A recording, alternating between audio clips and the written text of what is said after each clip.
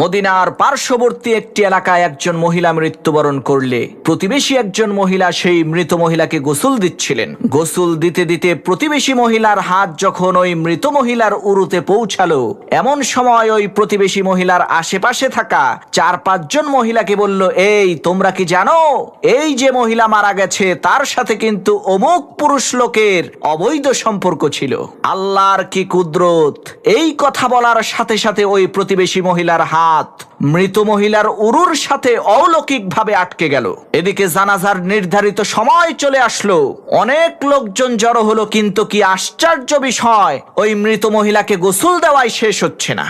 তখন বাড়ির পুরুষ লোকজন পর্দার আড়াল থেকে প্রতিবেশী ওই মহিলাকে জলদি করে গোসলের কাজ সম্পূর্ণ করতে বলল। তখন ওই প্রতিবেশী মহিলা বলল, আমি তো এই লাশকে জলদি করেই ছেড়ে দিতে চাই, কিন্তু এই লাশ তো আমাকে ছাড়তে চায় না। কি আশ্চর্য বিষয়! মুহূর্তের মধ্যে সমস্ত শহরে এই অলৌকিক ঘটনার খবর ছড়িয়ে পড়ল।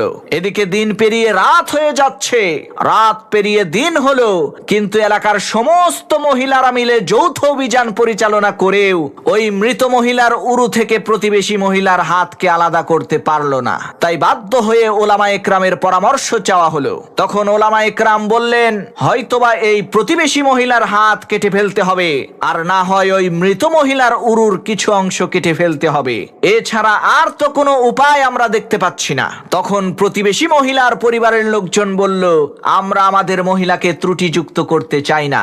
আবার এদিকে মৃত মহিলার পরিবারের লোকজনেরাও বলল, আমরাও আমাদের মহিলাকে ত্রুটিযুক্ত করে কবরে নামাতে চাই না। এখন উপায় কি?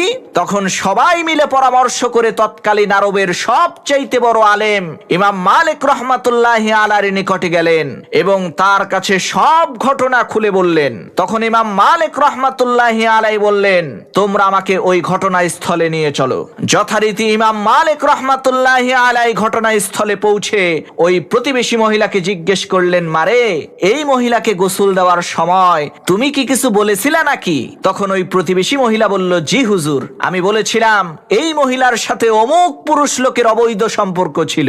তখন ইমাম মালিক রাহমাতুল্লাহি আলাইহি বলল, মারে, তুমি যে এই মহিলার নামে এই অপবাদটা দিলে, এর সপক্ষে নিজের চোখে দেখেছে এই রকম 4 জন সাক্ষী কি তুমি আনতে পারবা? ওই মহিলা বলল, না হুজুর, তা তো আনতে পারবো না। তখন ইমাম মালিক রাহমাতুল্লাহি আলাইহি বলল, তাহলে এই মৃত মহিলা নিজে কি তোমার কাছে এই অপকর্মের কথা স্বীকার করেছিল? তখন ওই প্রতিবেশী মহিলা বলল, না হুজুর, তাও করেনি। তখন ইমাম মালিক রাহমাতুল্লাহি আলাইহি বললেন, তাহলে কিসের ভিত্তিতে তুমি এই মহিলাকে এত বড় অপবাদ দিলে? তখন ওই প্রতিবেশী মহিলা বলল, হুজুর, আমি এই মহিলাকে কলস নিয়ে অমুক পুরুষের ঘরের দরজার সামনে দিয়ে আসতে দেখেছি। প্রতিবেশী মহিলার এই কথা শুনে ইমাম মালিক রাহমাতুল্লাহি আলাইহি পবিত্র কোরআনের এই আয়াতটিকে সামনে রেখে বিচার ফয়সালা করলেন, ওয়াল্লাযীনা ইয়ারমুনাল মুহসানাতি সুম্মা লাম ইয়াতু বিআরবাতি শুহাদা ফাজলিদুহুম 80 জালদাতান ওয়া লা তাকবালু লাহুম শাহাদাতান আবাদা ওয়া উলাইকা হুমুল ফাসিকুন। যারা সতীসাধ্যী নারীদের উপর অপবাদ আরোপ করে কিন্তু তারা তার সপক্ষে 4 জন সাক্ষী উপস্থিত করতে পারে না, তাদেরকে 80টা কষাঘাত করো, 80টা দুররা তাদের পিঠের উপরে মারো, এবং ভবিষ্যতে কখনোই তাদের কাছ থেকে তোমরা সাক্ষ্য গ্রহণ করো না, কেননা এরাই হচ্ছে ফাসিক। ইমাম মালিক রাহমাতুল্লাহি আলাইহি কুরআনের বিধান অনুযায়ী ওই প্রতিবেশী মহিলাকে 80টা বেত্রাঘাত করার হুকুম করলেন। যখন মহিলাকে 70টা বেত্রাঘাত করা হলো, তখনও তার হাত ওই মৃত মহিলার উরু থেকে আলাদা হলো না। যখন 79টি বেত্রাঘাত করা হলো, তখনও তার হাত মৃত মহিলার উরু থেকে আলাদা হলো না।